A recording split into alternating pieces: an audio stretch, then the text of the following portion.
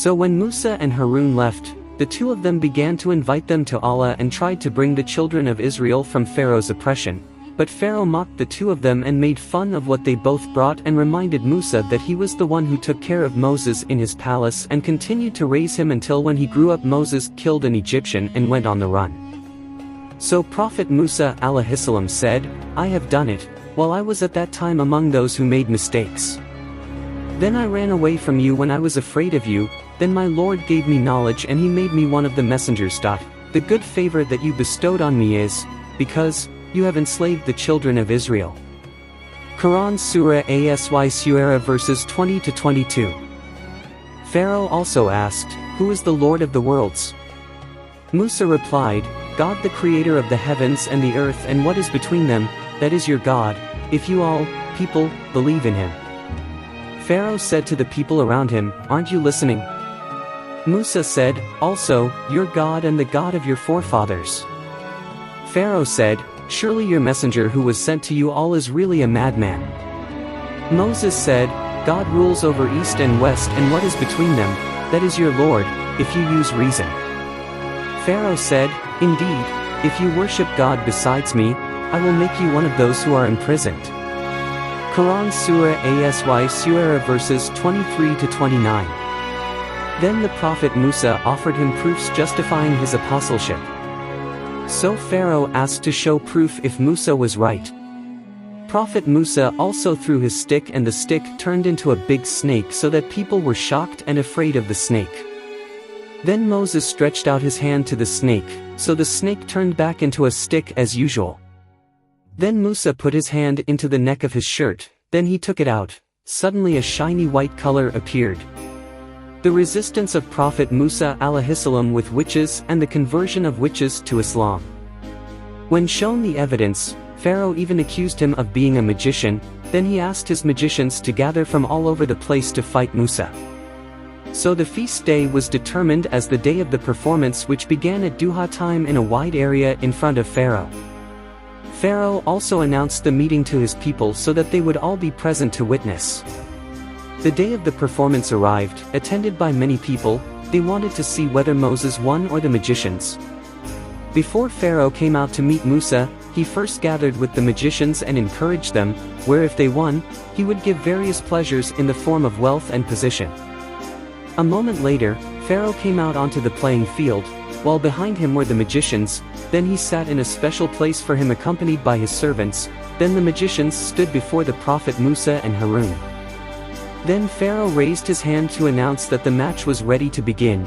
Then the magicians offered two things to Musa, namely whether Musa was the first to throw his staff or did he give up first. So Prophet Musa let them start first. The magicians also threw ropes and sticks, while bewitching human eyes so that according to human eyes, the sticks and ropes turned into snakes that were agile and moved before them, so that people were afraid of them, even the Prophet Musa and Aaron were afraid of them. Then Allah gave a revelation to Musa so that he would not be afraid and throw down his stick. So Prophet Musa and his brother, Prophet Aaron, were calm because of Allah's command. Prophet Musa also threw his stick, then the stick turned into a big snake that swallowed the ropes of the magicians and their sticks. When the magicians saw what Prophet Musa showed, they also admitted that it was a miracle from Allah and not magic. Then Allah widened their hearts to believe in Allah and justify what the Prophet Musa brought, Alaihissalam. They finally only prostrated to Allah while declaring their faith in the God of Musa and Harun. That's when Pharaoh grew increasingly furious and began to threaten the magicians. He said to them, "Did you believe in him, Moses, before I gave permission to you all? Truly he is your leader who teaches magic to you all. So, verily, I will cut off your hands and feet crosswise, and indeed, I will crucify you all at the base of a palm tree, and verily, you will know which of us is more painful and more enduring in torment." Quran Surah Taha verse 71. Even so, the magicians were not afraid of the threat after Allah bestowed faith on them. They said, "We will never give priority to you over the clear evidence, miracles, that have come to us and from God who has created us. Then decide what you want to decide. Truly you will only be able to decide on the life of this world. Indeed we have believed in our Lord, that he may forgive us our mistakes and the magic that you have forced us to do." And Allah is better, His reward, and more eternal, His punishment. Verily, whoever comes to his Lord in a state of sin, then for him the hell of Jahannam will be verily. He does not die in it and does not, nor live.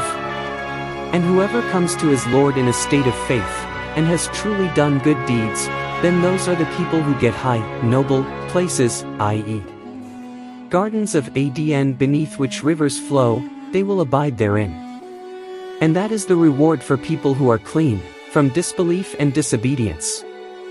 Quran Surah Taha verse 72-76.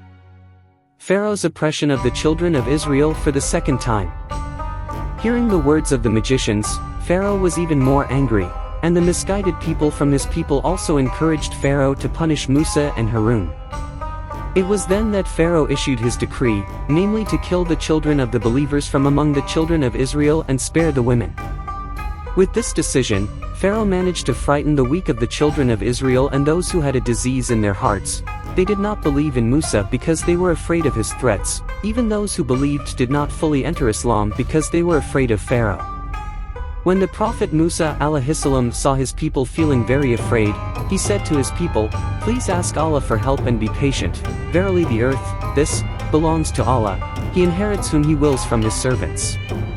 And the good end is for those who are pious." So the people of Musa said, "We were oppressed by Pharaoh, before you came to us and after you came." Musa replied, "Hopefully Allah destroys your enemies and makes you caliphs on His earth, then Allah will see how you do." Quran Surah Al-Araf verses 128-129. Pharaoh also began to look for ways to get rid of Prophet Musa, so one day he gathered his helpers and his family and told him his proposal, which was to kill Musa. But among them there was a man who hid his faith and said, "Are you going to kill a man because he said, 'My Lord is Allah,' even though he had come to you with statements from your Lord? And if he is a liar, then he is the one who bears the sin of his lie. And if he is a righteous person, surely some of the disaster he threatens you with will befall you." Quran Surah Al-Mu'min verse 28. Then he invited the Egyptians to believe in Allah and warned them of Allah's punishment, but Pharaoh turned away from him and did not want to listen to his advice.